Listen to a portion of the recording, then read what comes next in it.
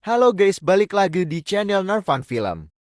Kisah tiga orang sahabat penyandang disabilitas bernama Baskara Danton dan Miko. Mereka bertiga mempunyai misi yang sama, yaitu melakukan perjalanan ke Gang Doli yang ada di Surabaya demi untuk mendapatkan pengalaman pertama mereka dari bercocok tanam. Perjalanan mereka ditemani oleh seorang wanita bernama Endang. Dialah sopir sekaligus perawat mereka selama di perjalanan.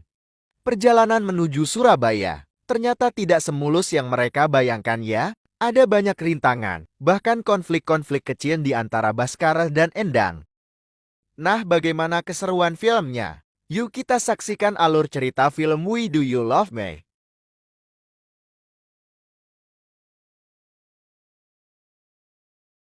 Film dimulai ketika di pagi itu Baskara masih tertidur, dan dia sedang bermimpi digoda oleh seorang wanita cantik yang ingin menciumnya. Tapi tak berapa lama, tiba-tiba dia dibangunkan oleh ibunya.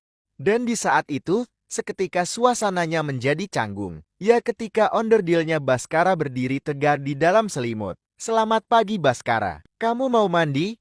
Atau mau sarapan dulu? Tadi itu mama. Aduh malah. Nanti kalau kamu udah siap mandi kamu kasih tahu mama ya. Diketahui Baskara seorang penyandang disabilitas. Dia menderita kelumpuhan saraf, sehingga Baskara tidak bisa menggerakkan anggota tubuhnya, kecuali mulut dan jari tangan kanannya. Oleh karena itulah, dia selalu menggunakan kursi roda, dan ibunya lah yang selalu menjaga serta merawatnya. Tapi walaupun kondisi tubuhnya menderita kelumpuhan saraf, bukan berarti Baskara tidak mempunyai hasrat untuk bercocok tanam. Justru sekarang, dia ingin sekali merasakan sensasi dari bercocok tanam. Nah, dari rasa penasarannya inilah, Baskara mulai tergerak untuk mencari tahu tempat prostitusi yang bisa melayani pelanggan penyandang disabilitas, seperti dirinya lalu. Dengan kejeniusan yang dimilikinya, Baskara mulai mencari informasi melalui internet, hingga akhirnya dia menemukan tempat prostitusi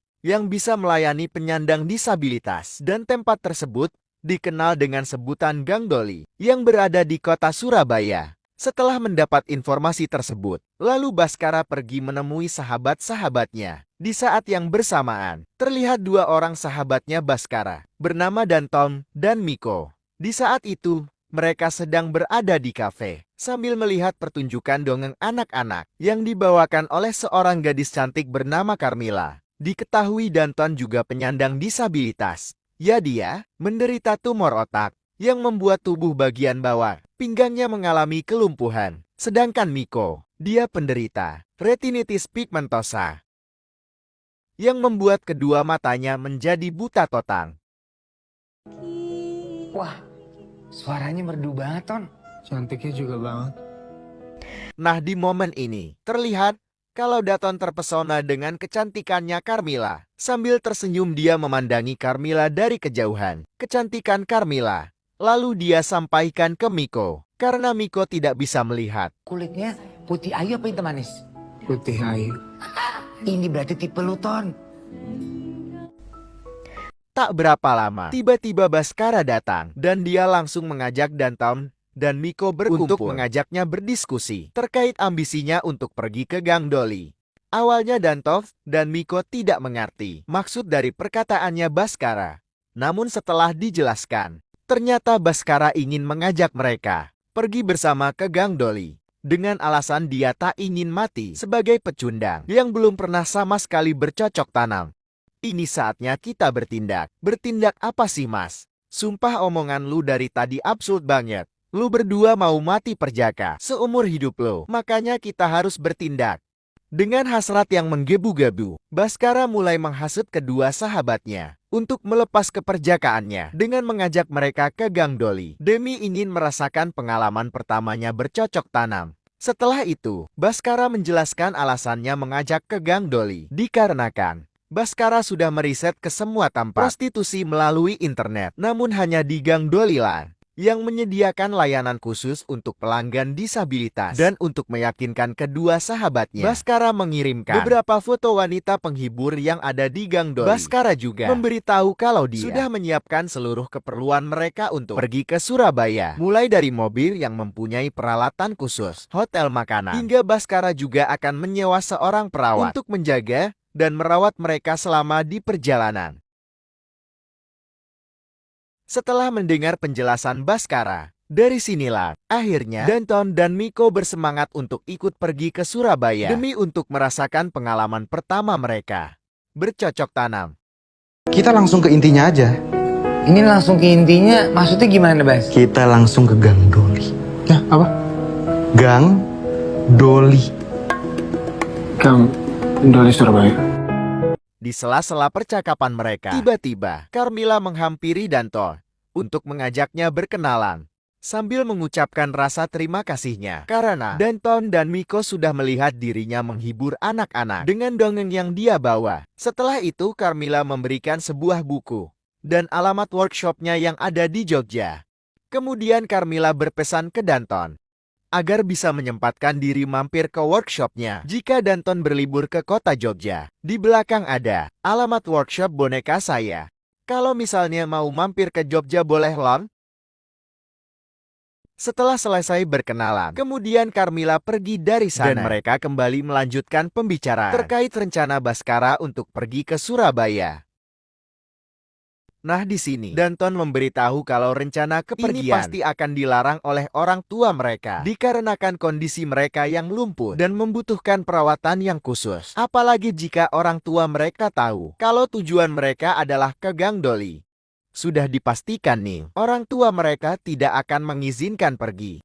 Namun hal ini ternyata sudah dipikirkan juga oleh Baskara. Lalu dia dengan tegas menyampaikan kalau keluarga mereka tidak ada yang boleh ikut. Dan untuk mensiasati agar mereka diizinkan pergi tanpa didampingi keluarga, Baskara lalu menyuruh Danton untuk mengambil sebuah buku yang ada di sana yang berjudul Trip to Java. Nah, dari buku inilah yang akan dijadikan alasan agar mereka semua mendapatkan izin dari keluarganya masing-masing. Setelah semuanya sepakat untuk pergi ke Surabaya, lalu di sore harinya, Baskara mengumpulkan semua orang tua mereka untuk membahas rencana perjalanan mereka ke Surabaya. Diketahui mereka bertiga tinggal bertetanggaan ya, jadi orang tua mereka masing-masing sudah saling mengenal. Nah, di momen inilah Baskara menyampaikan kalau mereka ingin melakukan perjalanan bersama-sama keliling Jawa selama 7 hari dan nantinya akan berakhir di kota Surabaya. Awalnya sih, orang tua mereka berat untuk melepas mereka pergi tanpa didampingi. Namun di sini, Baskara terus berusaha meyakinkan orang tuanya dengan menyampaikan kalau dia sudah menyiapkan semuanya, mulai dari hotel, makanan tempat transit, serta Baskara juga sudah menyewa kendaraan khusus dan seorang perawat yang akan menemani mereka selama di perjalanan. Beberapa saat kemudian, datanglah seorang sopir sekaligus perawat yang bernama Wisnu. Di sini, dia membawa mobil yang memiliki fasilitas khusus disewa Baskara agar mereka merasa nyaman selama di perjalanan. Setelah mendengar penjelasan Baskara dan bertemu dengan perawat yang akan menjaga mereka nantinya, akhirnya semua orang tua mereka mengizinkan anaknya pergi. Walaupun sebenarnya keputusan ini adalah keputusan terberat bagi orang tua mereka. Melihat kondisi mereka saat ini yang membutuhkan perhatian khusus, tapi mereka juga tidak bisa melarang demi kebahagiaan anak-anak mereka. Oke. Kita akan izinkan kalian. Di keesokan harinya, rencana bepergian mereka ke Surabaya nyaris saja dibatalkan. Karena di pagi itu Danton diperiksa kondisi kesehatannya, dan ternyata tumor otak yang diderita Danton sudah mulai mengancam jiwanya. Dari hasil pemeriksaan itulah, orang tuanya Danton langsung memberitahu ke orang tuanya, Baskara dan Miko, kalau Danton dilarang untuk pergi demi menjaga kesehatannya. Dan dari hasil pemeriksaan itu juga, ternyata membuat Danton menjadi dilema. Di satu sisi, dia ingin pergi untuk merasakan keseruan perjalanan bersama sahabat-sahabatnya, serta ingin merasakan pengalaman pertamanya bercocok sebelum dia meninggal. Di sisi lain, dia juga tak ingin kepergiannya ini menjadi kepergiannya untuk selama-lamanya, sehingga membuat keluarganya bersedih. Karena Danton tersadar kalau penyakitnya ini bisa merenggut jiwanya kapan saja. Namun setelah beberapa saat dia memikirkan hal itu, akhirnya Danton memutuskan untuk tetap pergi ke Surabaya. Di sisi lain, terlihat Baskara melampiaskan kekecewaannya ke Miko setelah dia mengetahui kalau kondisi kesehatan Danton semakin memburuk, sehingga rencana dia untuk pergi ke Surabaya terpaksa dibatalkan. Danton tuh egois. Dia ngorbanin kita demi kepentingan dia sendiri. Gak mau ngalah demi... Ayo kita pergi. Akan tetapi tak berapa lama tiba-tiba Danton datang dan dia langsung memberitahu keputusannya untuk tetap pergi ke Surabaya walaupun kondisi kesehatannya semakin memburuk. Namun sayangnya, di sini Baskara menyampaikan kalau dia sudah membatalkan semuanya, termasuk sopir sekaligus perawat yang akan membawa mereka ke Surabaya. Kemudian Miko menambahkan kalau kondisi kesehatan Danton saat ini sudah dipastikan, orang tuanya tidak akan mengizinkan pergi. Mendengar hal itu, lalu Danton menyampaikan dengan tegas kalau perjalanan ini tetap dilakukan, tapi secara diam-diam dengan menyewa kendaraan dan perawat yang lain. Nah, ide Eneka Danton ini ternyata disetujui oleh Baskara dan Miko. Lalu Baskara mulai mencari sopir sekaligus perawat yang lain untuk membawa mereka ke Surabaya. Setelah itu, mereka langsung pulang ke rumah untuk menyiapkan barang-barang yang akan dibawa selama mereka pergi.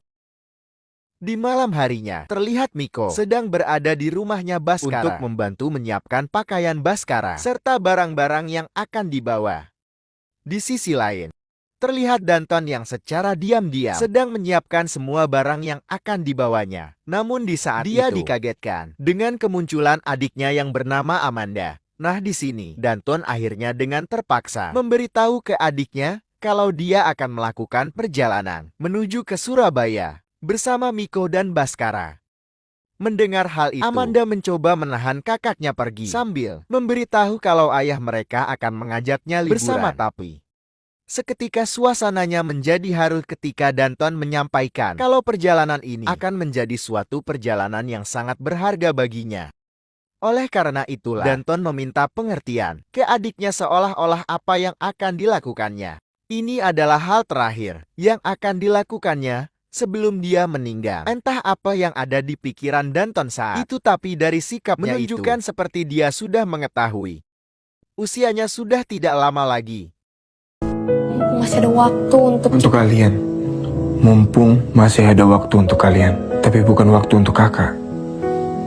Kakak butuh perjalanan ini, Amanda. Kakak harus pergi. Setelah Danton selesai menyiapkan barang-barangnya, kemudian secara diam-diam dia keluar dari rumah sambil dibantu oleh adiknya. Nah di momen ini terlihat keduanya saling menahan kesedihan. Ya berat rasanya bagi mereka untuk berpisah. Tapi Danton harus pergi meninggalkan adiknya sambil menangis. Amanda langsung memeluk kakaknya. Dan setelah itu, Danton pergi menuju ke tempat titik kumpul yang sudah ditentukan. Miko pamit dulu ya. Mami jaga diri ya sendirian di rumah.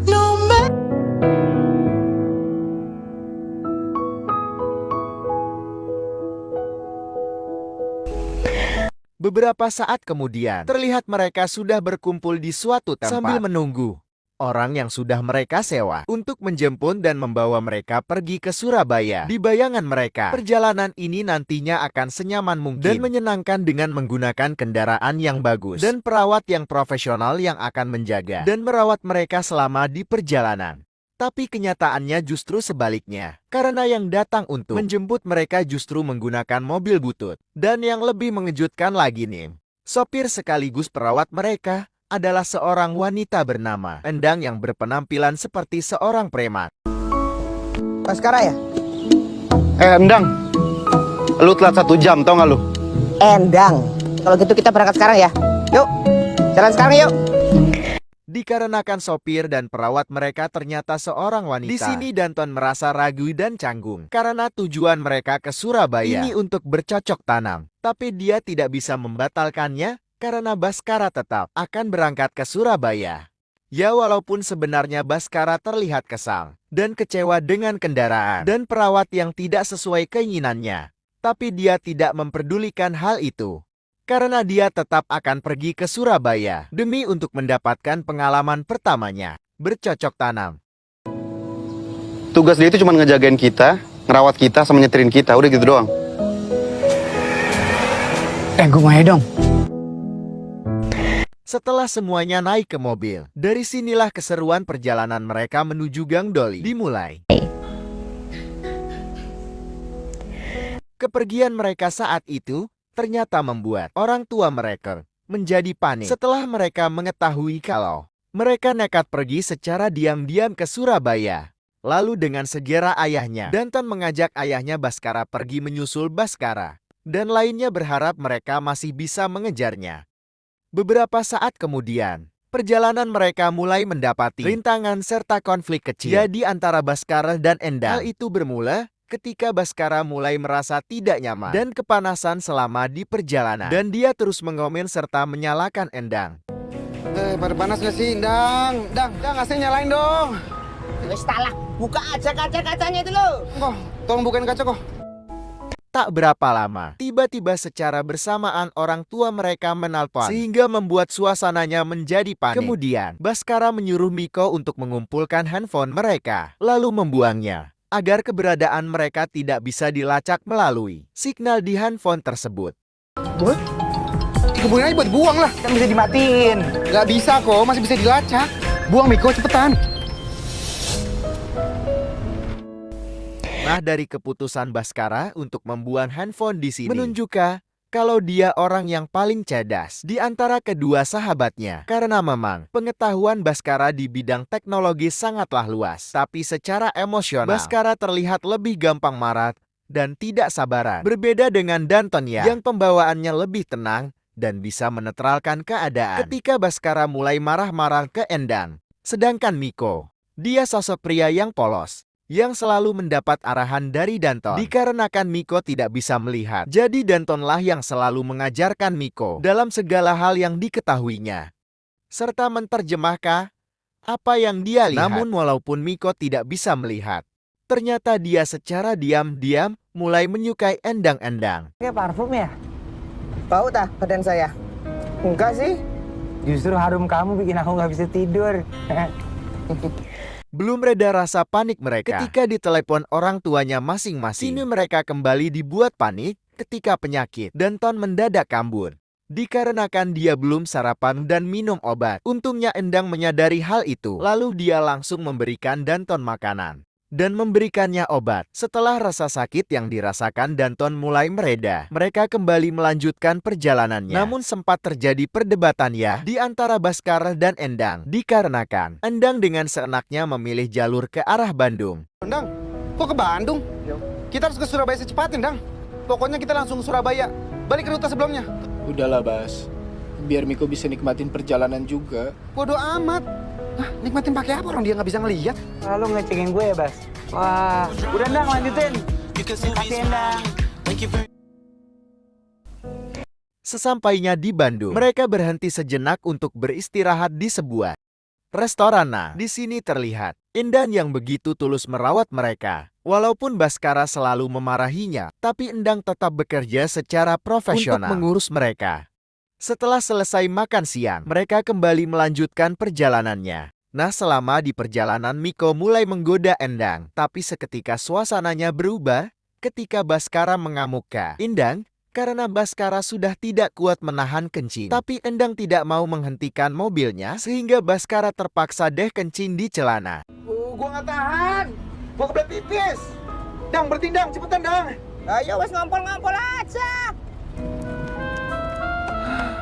Brengsek lu, Dang. Beberapa saat kemudian, tibalah mereka di kota Semarang. Dan di kota inilah, mereka beristirahat dan menginap di salah satu hotel di sana. Nah, sewaktu di hotel, secara perlahan Danton menegur Endang dikarenakan Baskara kencing di celana. Namun di sini, Danton mencoba untuk memahami situasinya setelah mendengar penjelasan dari Endang. Karena memang, selama di perjalanan, Baskara selalu bersikap kasar ke Endang. Di malam harinya, ketika mereka makan malam di restoran, di saat itu lagi-lagi Baskara bersikap kasar ke Endang, sehingga membuat Endang pergi dari restoran. Namun sikap kasar Baskara itu ternyata sengaja dia lakukan untuk mengusir Endang. Dikarenakan Baskara melihat wanita cantik yang sedang bersama kekasihnya duduk di belakang Danton. Sialnya nih. Ketika Baskara terus mencoba menggoda wanita tiba-tiba kekasihnya tidak terima. Lalu dia menghampiri Baskara. Nah di sini Baskara bukannya meminta maaf ya, tapi dia justru mengajak Miko untuk menghinanya. Sehingga membuat pria itu menjadi marah dan hampir terjadi keributan di antara mereka. Lagi ngomong sama anjing ya? Iya tuh anjingnya depan lu.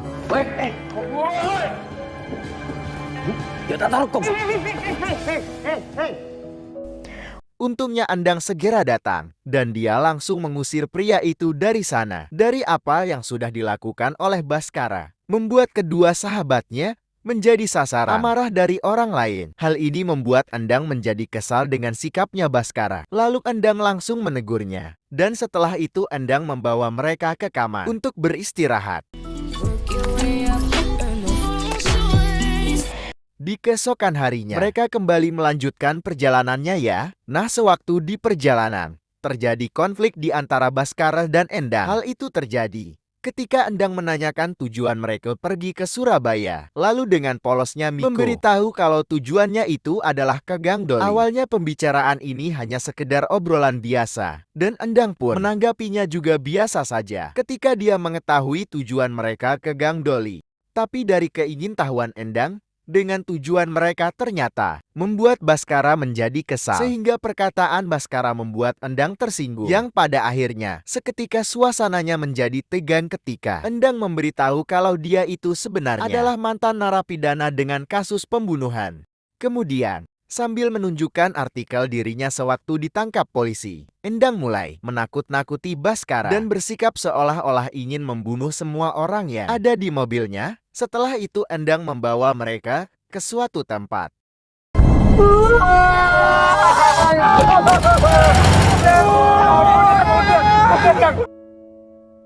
Sesampainya di sana, ternyata semua itu hanyalah candaan saja untuk menakut-nakuti Baskara yang selalu bersikap kasar ke Endang. Semua ini diingai Danton dan mereka merencanakannya sewaktu masih di hotel. Tapi Endang benar-benar berstatus mantan narapidana dan dia baru saja keluar dari penjara. Namun Endang tidak membunuh, melainkan dia dituduh membunuh dikarenakan keluarga dari pasien yang dia rawat tidak terima kalau Endang mendapatkan bagian harta warisan yang ditinggalkan oleh pasiennya. Untungnya Endang dibantu oleh pengacara dari pasiennya ya. Dan berdasarkan bukti dari CCTV di rumah itu, menunjukkan kalau pasiennya memang meninggal. Tapi bukan karena dibunuh melainkan karena penyakitnya. Setelah buktinya valid, lalu Endang dinyatakan tidak bersalah dan dia dibebaskan dari penjara. Di kejadian ini, siapa yang mengira kalau Baskara bisa merubah sikapnya untuk lebih menghargai Endang, dan dari sini juga hubungan persahabatan mereka menjadi lebih erat. Setelah suasananya kembali ceria, Baskara lalu memutuskan untuk beristirahat di tempat ini. Di keesokan harinya, mereka kembali melanjutkan perjalanannya. Dan kali ini mereka singgah sejenak di kota Yogyakarta, karena Danton ingin menemui Carmela. Sesampainya di Jogja, Endang langsung mengantarkan Danton ke kafe sekaligus workshop ya, tempat Carmela bekerja. Kemudian Danton memberanikan diri menemui Carmela. Dan tak butuh waktu lama buat Danton untuk bisa mengakrabkan diri dengan Carmela. Di pertemuan ini, Carmela menyampaikan kalau di pertemuan sebelumnya, Danton menginspirasi dirinya untuk membuat sebuah boneka. Kemudian Carmela meminta Danton untuk menunggu sejenak karena dia ingin mengambil boneka itu dan akan memberikannya ke Danton. Nah, di momen ini tiba-tiba penyakit Danton kambuh dan di saat itu Baskara dan Miko sedang asyik berkenalan sehingga dengan mereka seseorang. Tidak memperhatikan Danton yang mulai kesakitan. Untungnya Endang segera datang. Lalu dia langsung membawa Danton ke mobil dan memberikannya obat. Dari kondisinya, Danton ini membuat Anda menjadi khawatir. Lalu dia mencoba membujuk Baskara untuk pulang ke Jakarta. Tapi hal ini justru membuat Baskara menjadi marah. Bahkan dia juga menekan Danton untuk tetap melanjutkan perjalanan ini ke Surabaya. Biarin Danton pulang. Masa kamu nggak kasihan sama temanmu? Gua gak mau ngecewain Danton. Udahlah. Setelah mendengarkan keputusan Danton, akhirnya Endang dengan terpaksa menuruti permintaan Baskara untuk melanjutkan perjalanan menuju Surabaya. Akan tetapi di saat itu Endang mendapat pesan dari seseorang. Dan dari pesan itulah yang membuat Endang mengantarkan mereka ke sebuah hotel. Dengan alasan untuk membatalkan pesanan kamar yang sudah mereka pesan. Endang brengsek. Sesampainya di hotel, siapa yang mengira kalau ternyata mereka semua dijebak oleh Endang. Karena di hotel itu mereka bertemu dengan orang tua mereka masing-masing. Nah, di sini mereka semua diminta untuk pulang ke Jakarta. Tapi di sini Baskara dan Danton bersikeras untuk tetap melanjutkan perjalanan ini. Kemudian ketika ibunya Danton memintanya pulang, di sini Danton memohon ke ibunya agar diberikan izin untuk diberikan kebebasan melakukan apa saja yang dia inginkan.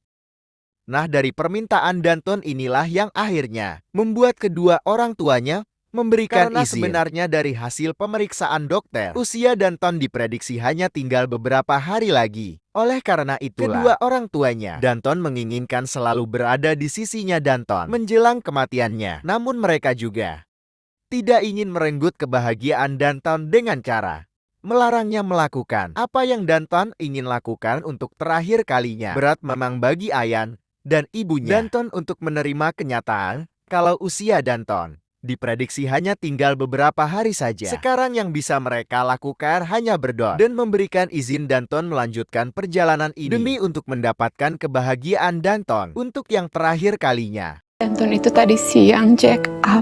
Umurnya dia tinggal beberapa hari lagi, Nak. Aku turut prihatin ya, Fon. Aku minta tolong ya. Tolong bantu doa. Setelah mereka mendapatkan izin, lalu mereka menemui Endang untuk melanjutkan perjalanan mereka ke Surabaya. Nah, ketika mereka bertemu Endang di sini, Endang memberitahu kalau sebelumnya dia diancam akan dilaporkan ke polisi oleh Wisnu jika tidak mengantar mereka ke orang tua mereka masing-masing. Untungnya sekarang mereka sudah mendapatkan izin dan perjalanan mereka ke Gang Doli sudah tidak terbebani lagi. Setelah itu, mereka kembali melanjutkan perjalanannya ke Surabaya.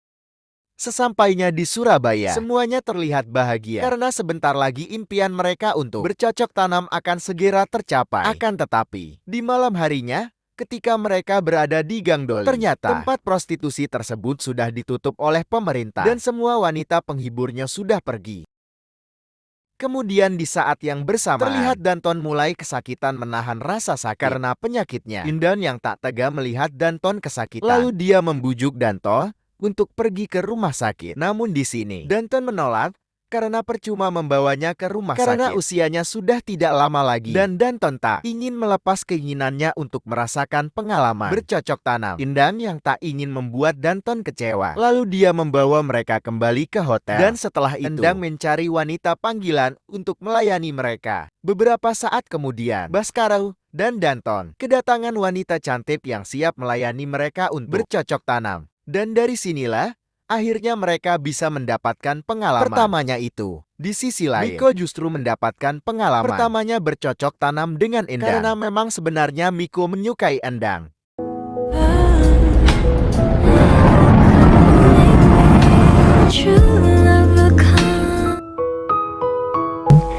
Di keesokan harinya, terlihat keceriaan di wajah mereka. Setelah semalaman mereka bercinta setelah itu, Endang memberikan tiket pesawat untuk mereka pulang ke Jakarta. Tapi sebelum mereka kembali ke Jakarta di hari itu, mereka menghabiskan waktu bersama-sama. Hingga tibalah waktu di mana suasananya menjadi haru. Ketika di malam harinya, Danton seolah-olah berpamitan ke Baskara. Di sini, dia meminta Baskara untuk saling menjaga satu sama lain antara dia dan Miko.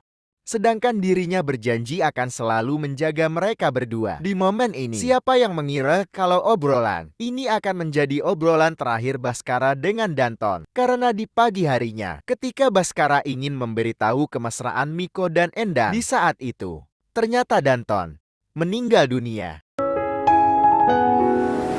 Danton! Danton! Danton! Danton! Danton! Akan berlalu.